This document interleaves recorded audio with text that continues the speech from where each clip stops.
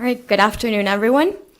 I'd like to welcome you to the Internal Medicine Grand Rounds. It is my pleasure today to introduce two of our very own. Our first speaker is Dr. Maria Fernanda Carpintero.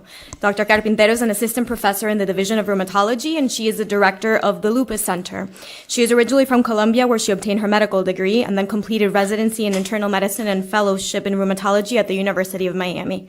Dr. Carpintero has pioneered and serves as PI to multiple ongoing research initiatives related to the treatment of lupus. Today, she'll be sharing her insight on the role of interleukin-2 and interleukin-23 in SLE treatment. Please join me in giving a warm welcome to Dr. Carpintero. Thank you, Vanessa.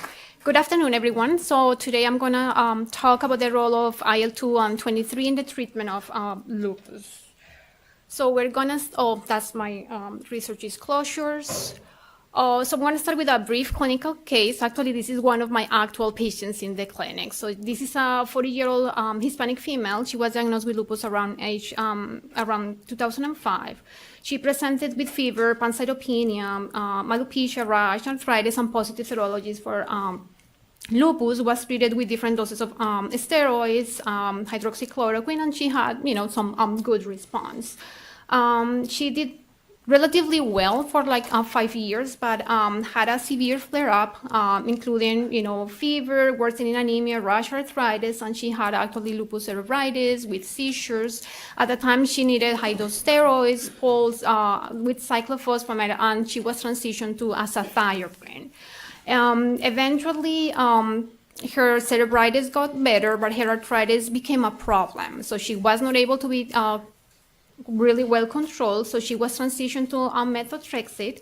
She did relatively well, but she started to have abnormal function liver tests associated with the use of methotrexate, and also she had some features of autoimmune hepatitis. She was treated with mycophenolate and steroids. She did well, but when we tried to taper her steroids, she had another flare-up around 2012 with worsening of skin disease, inflammatory arthritis. She required high-dose steroids since then. She's around 20 to 10 milligrams, no lower than that. She, besides the treatment that I mentioned previously, we tried to use other agents. We tried to use rituximab off-label. She had an allergic reaction to that. We tried Orencia or abatacept off-label. Also, she didn't do well with that. We tried to do belimumab with her, and she had allergies to that medication. Tried to use off-label Prograf as well, and she was not able to tolerate the medication. So in patients with this type of presentation, what do you do next?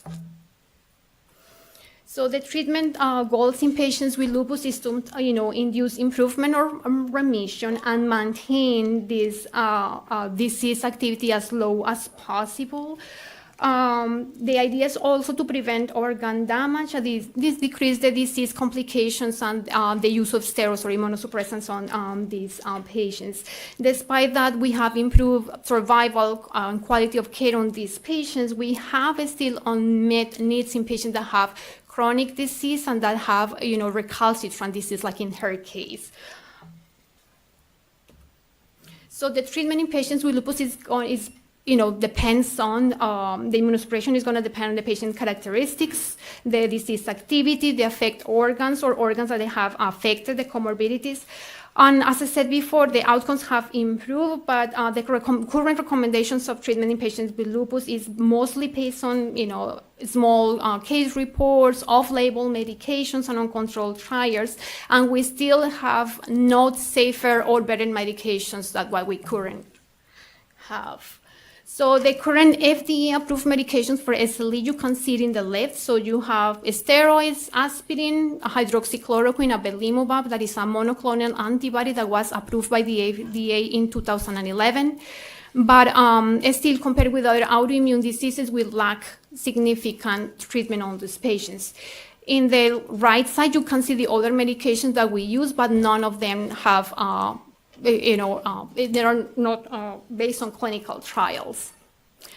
As we know, the lupus pathogenesis is very complex. An individual has a genetic predisposition and develops abnormal persistent antigens with aberrant autoreactive B cells, T cells, and autoantibody production. You have complement activation, immune complex deposition, inflammation in different tissues and organs. We have multiple pathways that occur in SLE at the same time, and multiple potential targets that have been investigated as therapeutic interventions. Most of them, you can see them here, and some of them are on development right now. From those molecules that I mentioned before, we have multiple trials going on, but if you see in the right column, most of these trials, even in renal disease and in renal lupus, have not been very successful treating patients with lupus. Most of them have not achieved primary endpoints in terms of remission or induction of remission or maintaining disease activity, or some of them have terminated due to safety profiles. So as we mentioned before, we have multiple targets. In the current studies, what we have targeting is B cells. From the B cell studies, the only medication that we have FDA approved is belimumab, that is approved as for active SLE that has to be with positive autoantibodies, has shown some modest improvement in disease activity, but not all the patients respond well to belimumab. We have multiple trials trying to see the effectivity of rituximab. Most of the trials with rituximab have failed as well. We haven't met any primary endpoints. We still using as off-label. Other molecules are, against CD22, BAFF, and APRIL also have been studies, but have not met the primary endpoints. Also, other targets like interferon, half of the patients with lupus have a high interferon signature. Phase 2 studies with anti-interferon medications were very successful, but those successful stories were not translated to phase 3 trials. From those 3 trials, what we learned that only patients with high interferon signature were successful, and only half of these lupus patients show that. So now what next for these patients? We tried other measures, including targeting T-cell APC co-stimulation with batacept. Those trials also failed. We didn't meet any endpoints in renal or extra-renal lupus. We have tried anti-cytokine therapies, including IL-6 and TNF therapy. With anti-TNF therapy, we've seen some cases that have some results, but some patients develop increase on double-stranded DNA and antiphospholipid antibodies that, that correlates with disease activity. In the last years, we've seen the 2 cytokines that have been linked to autoimmune diseases. Interleukin-12 is essential. It's secreted by antigen-presenting cells, monocytes, dendritic cells, and is essential for T helper T cells 1 development and cytotoxicity, cell proliferation and function. And these cells are also involved as a bridge between the innate immunity and the adaptive immune system. Also, IL-23 is secreted by antigen-presenting cells and is it's linked to the survival of pathogenic Th17 cells that promote tissue inflammation. In patients with lupus, we've seen in animal models increased IL-12 and IL-23 in mice, and also we've seen in tissues, mostly renal tissue, that levels of IL-23 has been increased. Also, we've seen in animal models that lacking the SHRP40 unit of these cytokines have reduced disease activity. Also, multiple genetic associations have been linked to the IL-12 and IL-23 pathway. Some studies, mostly done in Europe, have shown that presence of increased IL-3 in patients with lupus has been correlated with disease activity, as well with some studies have shown some correlation with lupus nephritis. Ustekinumab is a monoclonal antibody that blocks the P40 unit between IL-23 and IL-12. This medication is FDA approved for the treatment of psoriasis, psoriatic arthritis, and Crohn's disease. The safety profile of ustekinumab, as December 16, at least 700,000 patients have been exposed to ustekinumab. have shown efficacy in these autoimmune diseases with similar safety profile compared with other biologics available in the market. Again, some side effects including infections, including tuberculosis, one case in Europe, hypersensitivity and malignancy risk has been shown, but this is comparable with other biologics already available. So with this in mind, we have a study showing the efficacy and safety of ustekinumab in patients with active lupus in a phase 2 randomized controlled study, which the primary endpoint is see the improvement in disease activity measures and markers in patients with lupus at week 24. Other secondary endpoints in the decrease on physician global assessment, the patients including total diminution, decrease of disease activity, the reduction in prednisone, time to flare, as well changes in arthritis and skin disease, and changes in biomarkers, mostly complement and double-stranded DNA. So the patients that were included in the study were adults with moderate to high disease activity, with multiple clinical and organ involvement and antibody positivity at the time of enrollment. So the study design, so the protocol is designed very similar to those that is used for Crohn's disease. So patients were randomized to receive either the ustekinumab or placebo, with the primary endpoint measured at week 24. So the patient's characteristics, we had about 120 patients screened to the study. And you can see the difference between the placebo group and the treatment arm. Most of the population demographic were very similar within the treatment arm and the treatment arm, except the preference for, the male sex were a little bit more prominent in the placebo arm compared with the treatment arm. Most of these patients had, disease activity compared between those previous arms, and 20% of these patients have been already treated with some biologic before, either belimumab or rituximab off-label. These patients had a small population of patients with lupus nephritis as well enrolled in the study. These patients, most of them were taking steroids, other antimalarials, other medications that were allowed in the study were azathioprine, methotrexate, and mycophenolate.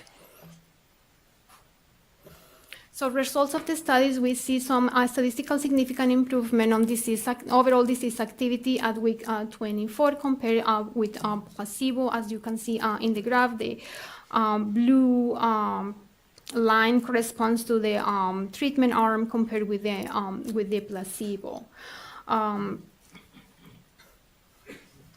Also, the time to flare was statistically better compared with the placebo arm, as you can see in the treatment arm. Other secondary improvements in the physician global assessment significant within the treatment arm compared with the placebo arm. As well, the time to flare analysis using the BILAG, you can see the difference between both arms. Also, patients with inflammatory arthritis, when you compare this patient population between the placebo and the ustekinumab, you can see improvement in the joint count since week 12, being statistically significant by week 24. Also improvement on mucocutaneous disease. So these patients have improvement of disease activity using the CLASI score as early as week 12 as well, and it comes statistically significant by week 24.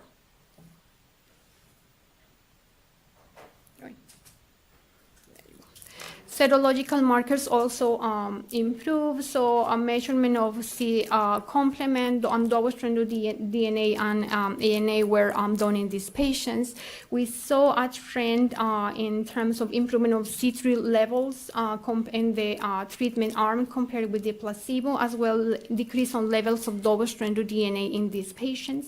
We didn't see much difference between the C4 and ANA titers in these patients. And as we know, those stranded DNA levels can correlate with disease activity as well.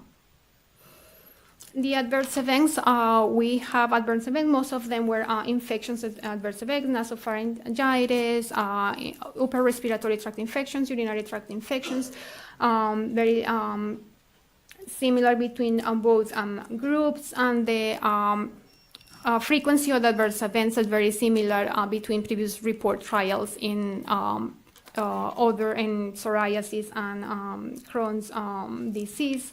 Also, the presence of serious adverse effects in the table on the right, it was very similar to previous report in other trials. And no deaths were seen in this study. So ustekinumab has the potential to be a new treatment for patients with SLE with a different mechanism of action. We've seen that there is some benefit in some patients. Mostly they have some positive double-stranded DNA and some complement. Also, we see that this medication can help patients that have already some background immunosuppression, including anti-malarial steroids and current standard of care. We don't have data in sicker patients, so even though we had some small population of patients in the study with lupus nephritis, the data collected is not sufficient to make any recommendations in the treatment of lupus nephritis. Also, we don't have any recommendations of use of ustekinumab in patients with severe CNS disease or other life-threatening lupus manifestations. There is no data on pediatric patients as well. There is additional data that will be needed in other clinical subsets difference to cutaneous disease and inflammatory arthritis. And as well, we don't have a long-term safety data in lupus patients, even though we have around 8 to 9 years of data on ustekinumab in psoriasis, psoriatic arthritis, and Crohn's disease. The patient population in lupus tend to be sicker than some of these patients with psoriasis.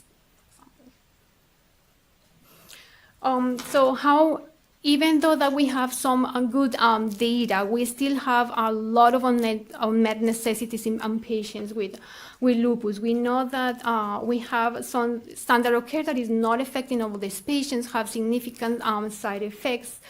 Even though we know more about the pathogenesis, we don't have enough on-target immunosuppression compared with other autoimmune diseases like rheumatoid arthritis, that we have multiple medications with more defined targets to treat, remission, and other endpoints.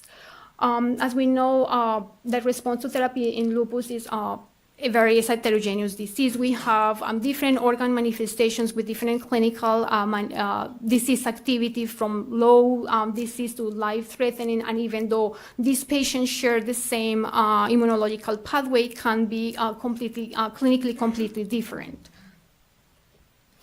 So in lupus, we're doing advances in terms of clinical trials. We're trying to have a better definitions of patient subsets, and as well trying to develop new biomarkers that can better classify patients and target treatments for more specific populations. Also, we're trying to see different interactions between medications and current standard of care of different biologics that we are on development. We're trying to design better trials in terms of see which treatments can be combined or not, better outcomes in terms of target to treat, measures of disease activity, and most of these trials don't have clear endpoints or disease activity measures.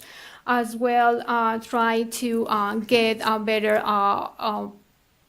in terms of in standard of care, how to use steroids, taper, and standard of care, a combination of treatment.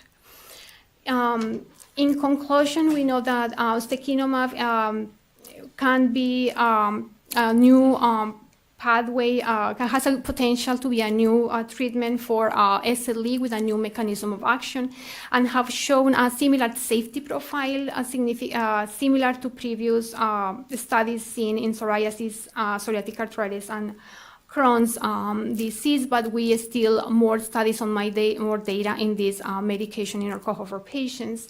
In the last 10 years, we have developed target therapies that has shown a new pathogenesis, more information about the pathogenesis of lupus and potential therapeutic targets. And we are working on this to have more clinical trials in developing new agents in conjunction with new biomarkers that will provide some better outcomes in patients with lupus. And hopefully in the next years, we'll have, next time I'll be here talking to you, we will have a new medication or better options for our patients. I think that's it. Yeah. Thank you, Dr. Carpintero.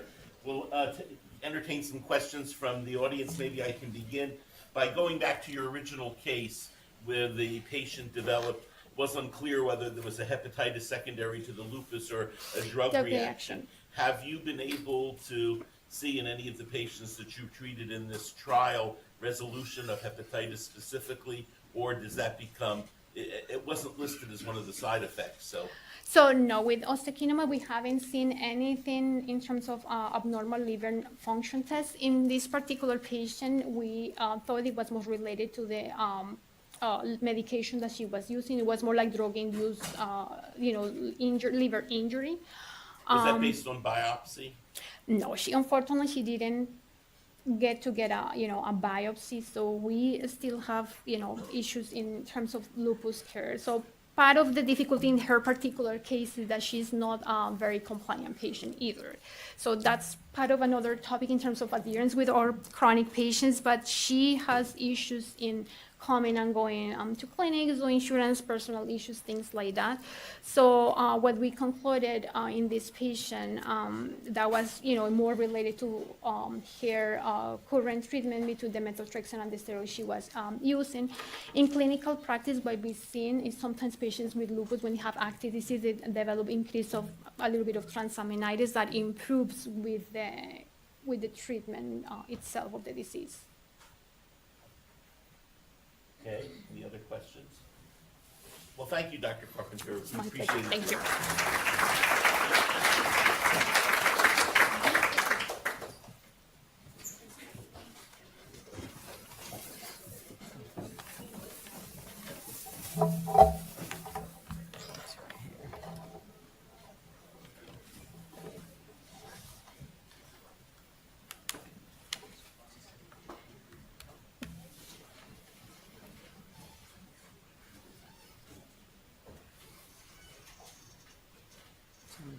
Do we have to switch over?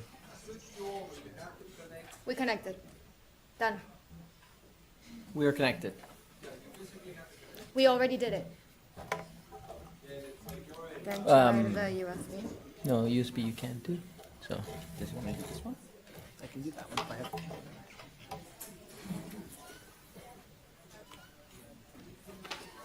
Did he switch to the Apple one? Or did he? I don't know. Did you switch to the Mac input, to the Apple? We can match anything, they're all in there. Right. So that's where I'm plugged in. Is the Apple one. Do you have to specify that in your side? Okay, now you have to tell it Okay. to switch it over. Will do. Because I'm just picking up. Okay. It's this one. Usually it just happens automatically, so I'll check it out. Maybe now. There we go. Okay. Great.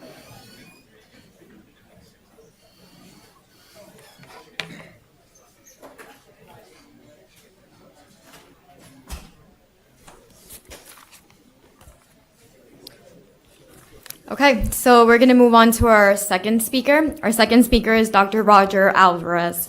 Dr. Alvarez is an assistant professor in the Division of Pulmonology and Critical Care. He obtained his osteopathic medicine degree and master in public health, both with honors, from Nova Southeastern University. He completed his residency and served as chief resident in internal medicine at Emory University, and then did his fellowship in pulmonology and critical care at the University of Pittsburgh Medical Center.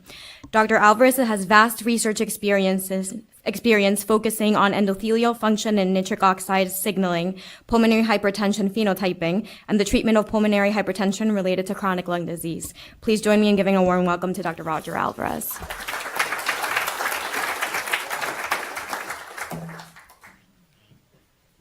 Oh, sorry about that.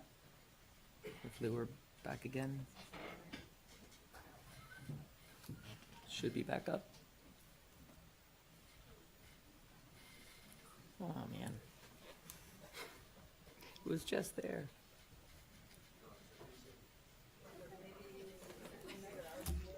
Nothing? What happened? What did you do to put the presentation? I had nothing. It just happened when I left the screen and came back to it. So, You know, is he? I don't know his laptop, he's kind of turned it on. okay. Oh, Yeah. Forgive me one more sec here. I'll look at displays. This is usually where it is. Okay. What did it duplicate? Yeah, I think it's just not, the cable's not physical. Whenever it connects, it just automatically goes, so something in the connection itself. Also, I have an adapter for HDMI. That helps. Is there HDMI input? See if we're back again. Okay. Hopefully it stays this time.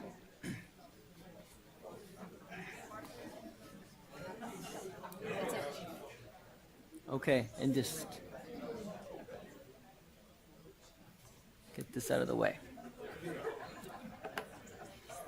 Okay. Nah, I can't. Yeah, that's a bit over here. Okay. Okay, sorry about that, guys. Thank you for staying. I was worried that people would just start kind of like walking out right in the middle of all that technical difficulty. Thank you for introducing me, and thank you for being present today. I'm going to be discussing acute hypoxic respiratory failure and some changes over the past couple of years and how we can treat it. So let's see if this decides to work too. Okay, I have no conflicts to disclose which are relevant to this particular talk. I do have some assistance in research for pulmonary hypertension therapeutics, but that's not the topic of today's talk. So I hope to make this interactive if everything decides to work, which of course it's probably looking like it's not. Yeah. Do you have it on a thumb drive? We can really quickly load it in our system. Yeah, I was trying to use it here because there's a specific application to make it interactive that I am using. And that is the reason why. If not, then we just make it less interactive. So, I don't know why it's doing this. It works for a second and then clicks back out. I think it's pop-ups in the background. It looks like I should be up again. That's and there.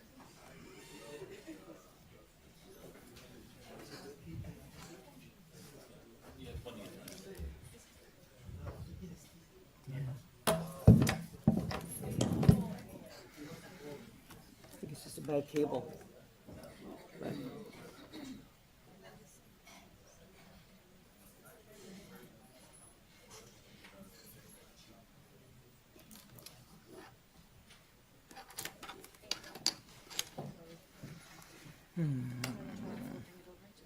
sure, we can try that. We can try one more time.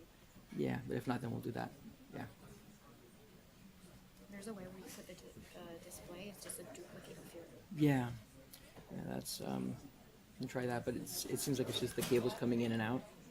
Like it's not yeah, like it's just not staying connected. Because when it gets connected, it works fine. And then you know what? I'm gonna disconnect this. That's what I'm gonna do. In case that's throwing it off. See, it looks like it's there. Swap displays. No, okay. I would just try switching. Yeah. Okay. Okay, I'm gonna switch it over to the other computer then. Yes. Yeah, You have it with you? I just we're doing it now. Yeah. Where do you put it? What? Yeah. Okay, you're gonna transfer it, okay. I have And my it go- pointer. I have my own pointer. It goes here. What does the USB does? Yeah, once you do it. Okay. And I'll just switch it over right now. Okay. Always. Thank you very much for that. I'm glad you did. Okay, so which one is it here? It's Lexar. Okay. Hopefully that'll save. It's the whole Apple thing. It's, you know, see, this happens to me. This kind of stuff happens. Okay, so it's saving over now. We'll transfer it over. This has a box. I can open it from my box. We can try to do that. We'll do Sure. the and see who gets there faster. Okay.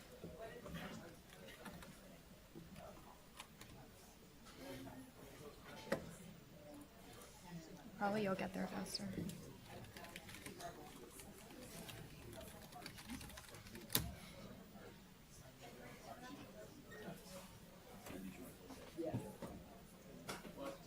I'm gonna ask it to call you. No, it's I have Oh, okay. Just click. I mean, Oh, just click it and click anything. That's it.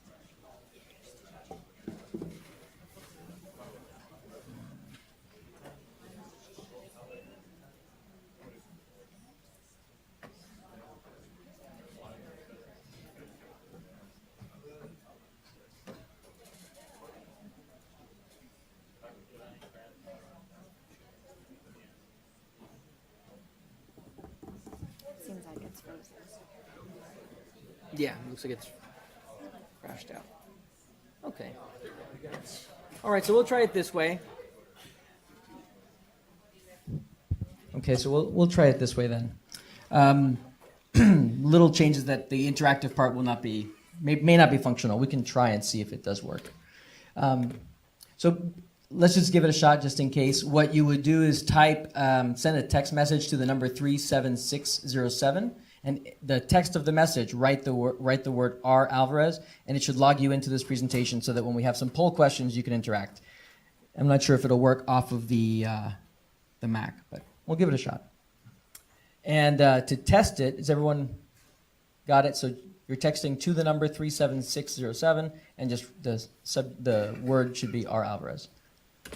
Okay. To test it, this was just a sample question for fun. Also, just for my knowledge, where is the best coffee on campus? So the options are A, Jackson, B, the cafe next to the Pollo Tropical, Starbucks at UMH, Panera, or other, and then I'll take from the audience. So just write the letter that corresponds and send it. And if it works, the graph will happen live. It's not happening. So there we go. We know that. That's a bummer. Okay, but what's that? It doesn't seem to be working, right? Does it say the poll's not active? Okay, so yeah, it's because of this computer. All right, so never mind that.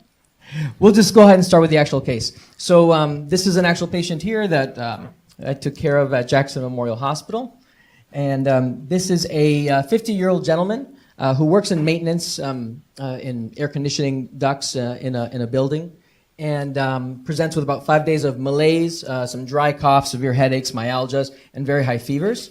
This was his chest X-ray, so this one's not particularly subtle. I think everyone can see the pneumonia there. Here's what his CT scan looks like. Didn't really add much except just to say, wow, that's really bad. He was admitted to the medical ICU. He was started on antibiotics, specifically vancomycin and Zosyn, I believe. He was given IV fluids because of his tachycardia, supplemental oxygen. In the evening, he had worsening hypoxemia. His saturation dropped to 91% while breathing supplemented by 8 liters per minute of oxygen by a standard nasal cannula. Tachypnic at about 30, but had that arterial blood gas. And so had some mild hypoxemia, now becoming kind of moderate hypoxemia. And again, this isn't going to be interactive that way, but we'll just do it old school. So what form of respiratory support do you all think in the audience would be most likely to improve the actual survival in this patient? So who would go with face mask oxygen? See, the nice thing about the phone is that you're anonymous. You don't feel bad. Non-invasive positive pressure ventilation. So like what we call BiPAP would be the brand name, right? I had a hand for that. Non-invasive positive pressure with CPAP, potentially. High flow nasal cannula. Okay. Good. All my pulmonary colleagues raise their hands. That's a hint. And then invasive mechanical ventilation right now. Okay. So no votes for the tube. So I purposely put the real title a few slides down to not ruin that. The actual title is High Flow Nasal Cannula for Hypoxemic Respiratory Failure. So we're going to be discussing that today. And basically demonstrating to you that it's a safe and effective alternative to non-invasive positive pressure for respiratory failure. So just a brief review on standard nasal cannula oxygen. You guys have probably seen this a table similar to this where you have the flow rate and the estimated FiO2. And the way that obviously the nasal cannula works is the patient breathes in, he or she entrains air from the ambient environment, but that is supplemented by 2 liters per minute of, or whatever dose of oxygen, giving you an approximate FiO2 that's demonstrated there. The caveat to this is that approximate FiO2 is really just an approximate because it varies greatly depending on the inspiratory flow of the patient. So the faster that the patient is inspiring, both including the minute ventilation, but especially the actual inspiratory flow, that instantaneous, okay, the faster they do that, the more ambient air they entrain. And that's documented on this diagram here, where this is the 2 liters or 4 liters of oxygen. This is the patient's inspiratory flow. And during peak inspiration, they're entraining a good deal of oxygen from the ambient environment. And that's going to vary from patient to patient. What we'll be talking about is how high flow systems, and there are a variety of kinds of high flow oxygen delivery systems, basically compensate for that. And the simple explanation is that when you have more flow, as long as the flow is the flow of oxygen or the flow of your delivery device, whether that's oxygen or a mixture of oxygen and air, as long as that is maintained above the patient's inspiratory flow, then you deliver a fixed concentration of oxygen. It doesn't vary between patient and doesn't vary breath to breath. Okay, so the first example then that was nasal cannula. Now in terms of face mask oxygen. So this is just a simple face mask with low flow. And what you find is that the patient's receiving the 2 liters of oxygen, and again, they draw in from the environment through the holes the additional air and ultimately have that liter per minute. This is now their minute ventilation of inspired gas in total. Of that 5 liters of total inspired gas per minute, 2 of those liters approximately are pure oxygen, 100% oxygen. In the Venturi mask, this is for patients who you really want to try and, this is the kind of the first device that fixes the fraction of inspired oxygen. And the way that it's functioning is by actually having it so that when the patient breathes in, they do entrain air, but they entrain a fixed proportion of air to oxygen that has to do with the size of the aperture on the device. So each one will have a different color coding for the different percentages. And because the total flow is the combination of what the patient's entraining and that fixed proportion of oxygen, they actually maintain a relatively fixed FiO2. At the extremes, they can still go above it, but it's relatively fixed in terms of the fraction of inspired oxygen, which can be helpful. So then this is really the next generation of that. And who has seen one of these on the wards? Just around? Okay, I think most people. Definitely, you'll see them more often in the intensive care unit and also in some of our intermediate care units. And this really solves several of the problems of the typical standard nasal cannula oxygen. One of the problems is, you could say, well, if I just increase the nasal cannula oxygen flow rate to 30 liters per minute off of the wall, well, that will take care of the problem, right? 30, 40 liters. But what's the issue with that in terms of the patient's tolerance? I'm going to try to make it interactive anyway. What happens? Poem people, you can help if no one else does. What happens if I put oxygen on at 30 liters through your nose? The patient's going to start complaining that it hurts, that it burns, because this is not humidified, and it's at room temperature, or often actually less than room temperature, because if it's expanding out of a tank, it's cold. So patients can't tolerate that. They have injury to the nasal mucosa. So what this does is it creates a heated and humidified circuit that allows you to give high flows of gas up to maximum of 60 liters per minute directly into the nasal and respiratory mucosa without causing significant injury or discomfort.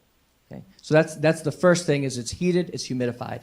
The second part is that it actually has a separate oxygen and air blender, which allows you to control in a fixed way the fraction of inspired oxygen, so that you're able to give somebody 50% oxygen, but at a flow rate that meets their inspiratory flow demands.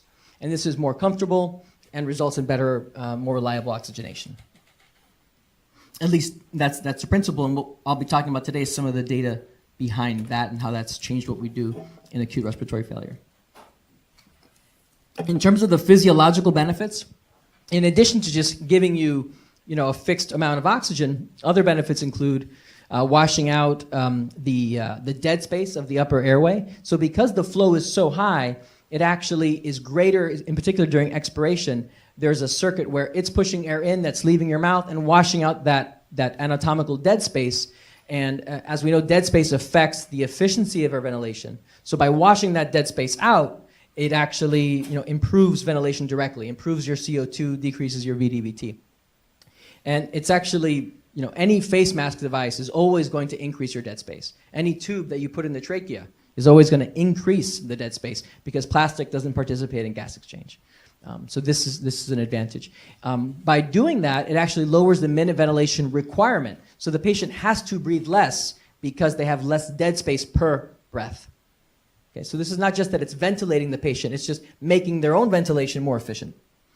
The high flow creates a resistance to expiration. So when the patient is exhaling, it's as if they had PEEP. And this has been measured directly, and there are measured levels of PEEP probably around, depending on the patient's habitus and whether their mouth is closed or open, around 3 centimeters of water, which sounds like it's not that much, but when you're going from no PEEP to 3, it may be beneficial. By doing that, we know that PEEP increases alveolar recruitment, which decreases shunt, and since shunt is bad for hypoxia, then this is another mechanism by which it helps the hypoxia.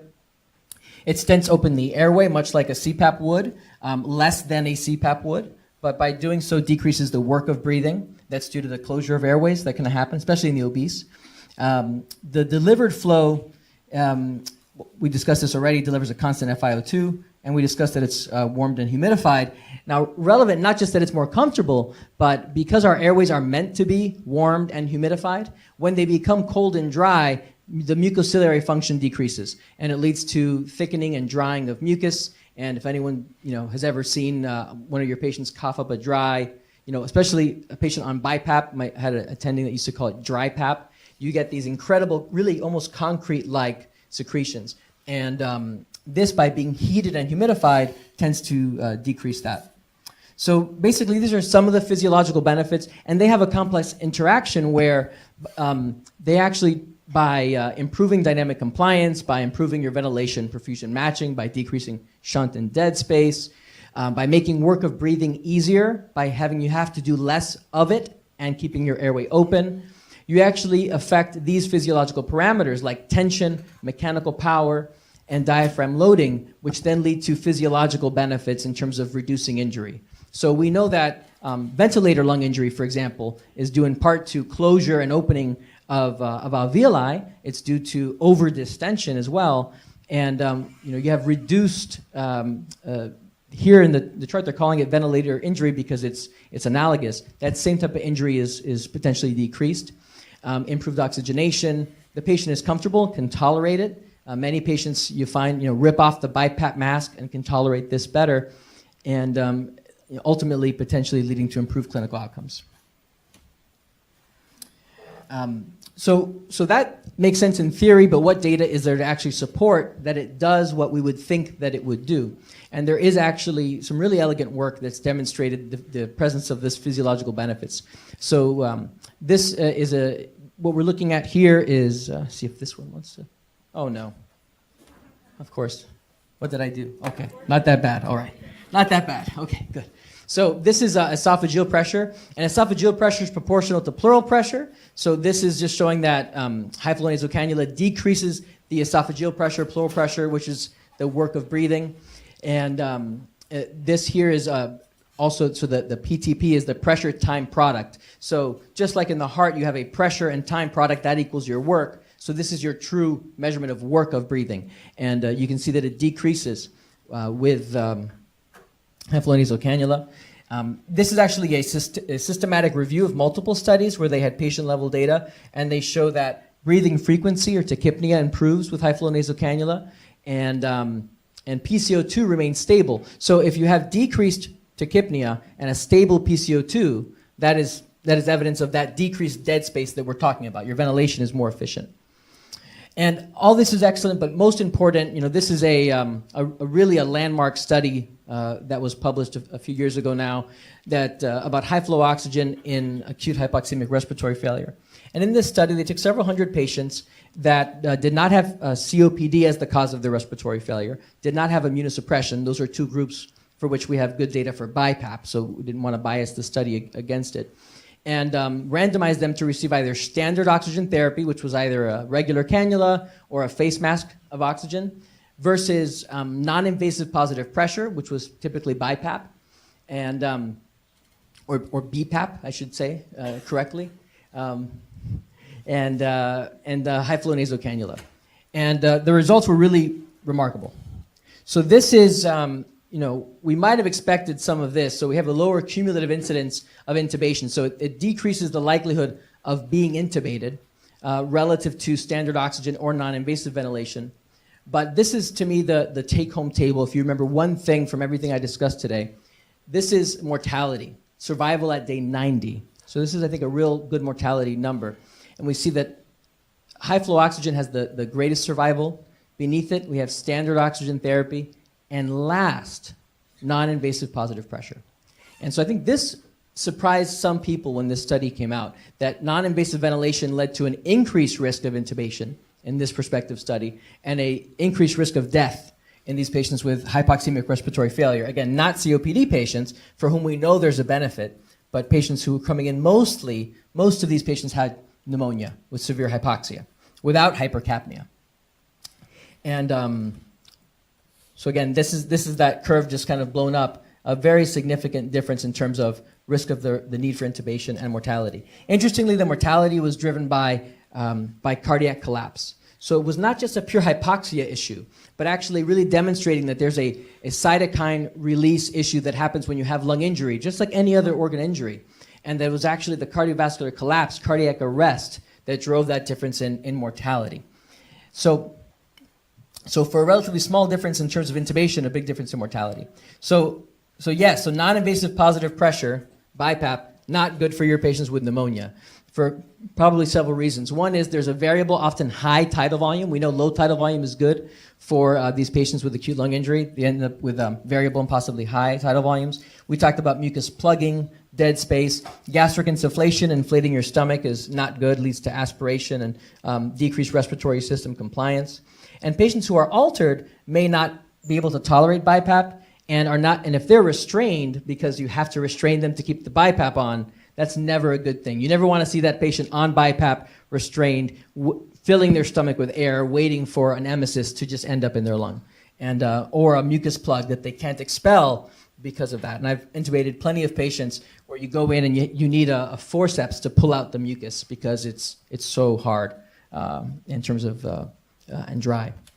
So back to our initial patient, what happened to him? So he was placed on high flow nasal cannula at 40 liters and 70%, had improvement in terms of his respiratory status and his arterial blood gas. His oxygen improved, his saturation went to 99% now. But there was a concern that he needed bronchoscopy because the severity of his lung issue and the unknown etiology.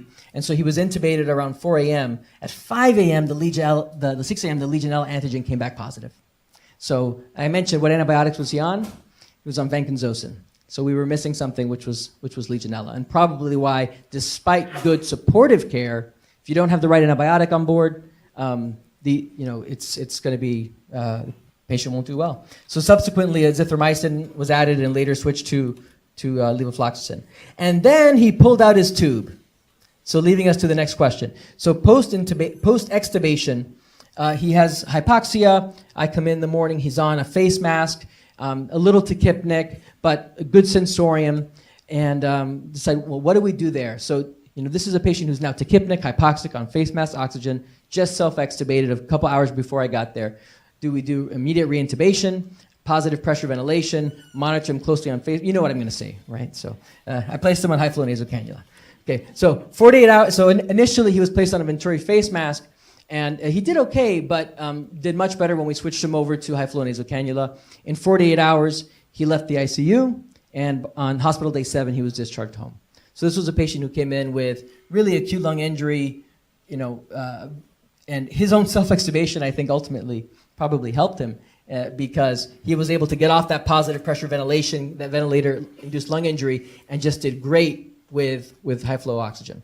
So post-extubation respiratory failure, we actually do have some data now. So despite the use of spontaneous breathing trials to predict extubation success, still around up to 30% in some studies of patients may require reintubation. For people who pass, it's probably closer to 10%. Some of that data is from our own Haley Gershengorn, who studied that issue with administrative data sets a few years ago.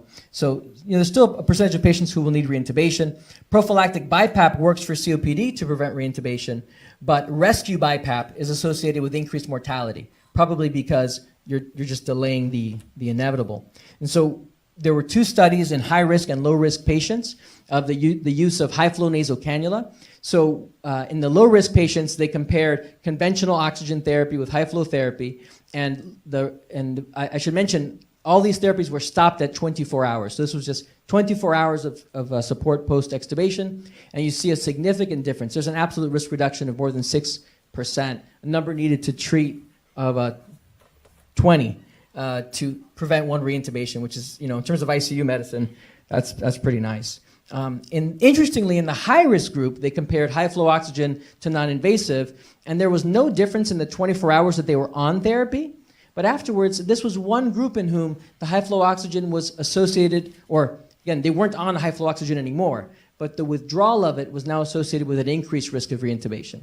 And so this is not, so statistically speaking, this was non-significant, but I see a separation there that I don't think that we should entirely ignore. I think part of it has to do with the study design of not waiting until people necessarily were weanable, but having, so that it's standardized, doing a 24-hour cutoff on the therapy. But definitely, if you do that from BiPAP, it seems people did a little better. If you did that from high-flow oxygen and just quickly put them on regular oxygen, they didn't do well. And there was a higher risk of reintubation. So this is now a systematic review of the same question, so multiple studies, and you can see that it favors high-flow nasal cannula compared with conventional oxygen therapy for the risk of reintubation. So other populations, we're almost done, thank you for staying. Other populations in whom there's some data, just to bring it around for the whole group.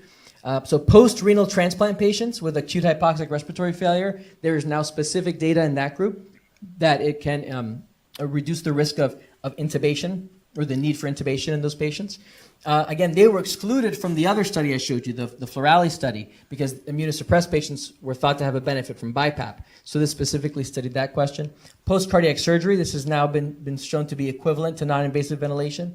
Post-abdominal surgery, which abdominal surgeons tend to not like BiPAP because they have sutures in intestines and don't want air to mess those up. It may be helpful in pre-oxygenation prior to intubation. This is, depending on the trial, a little bit more variable, depending on the method of intubation, whether they use apneic oxygenation, another discussion. And then in acute heart failure, a small case series. So pretty much most of the specialties in the room, we've got immunosuppressed, heart, I'm sure diabetics are in here. Definitely there's some data for high-flow nasal cannula. So in summary, high-flow nasal cannula has several very important advantages. It provides more consistent FiO2. It clears the dead space of the upper airway, which improves the ventilatory efficiency, humidifies the airways, it improves comfort relative to BiPAP. It treats even severe hypoxia.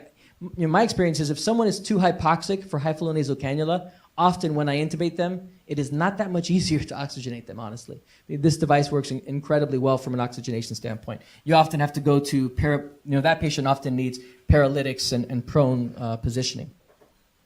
High-flow nasal cannula is associated with a lower risk of intubation and also, more importantly, very patient-important outcome, death. And again, BiPAP, when compared with standard oxygen, has an increased risk of both in patients with pure hypoxemic respiratory failure. There's still a residual risk of intubation, so these patients should be closely monitored. And I already mentioned this last point. So some things to think about for future studies. Flurali, there's a big difference in mortality with only a small difference in intubation. And that begs the question, I think, I would hypothesize that it's a lung injury issue. It's a organ injury issue that's leading to the difference in outcome. That's not been prospectively studied. I'm sure they have the blood on those patients. It should be looked at. It's not been done. Why is it associated with an increased mortality in patients who don't have BiPAP, in patients who don't have hypercapnia? And then how do we identify that subgroup of patients? So again, some of these high-flow nasal cannula patients will still need intubation. So how do we identify the group that's really going to benefit, I think is an important area for future study. And I want to acknowledge Haley Gershengorn for looking at my slides and giving me mentorship and feedback on helping me put together this talk. She's our interim associate chief and critical care researcher. So I'm sorry about the technical issues, guys.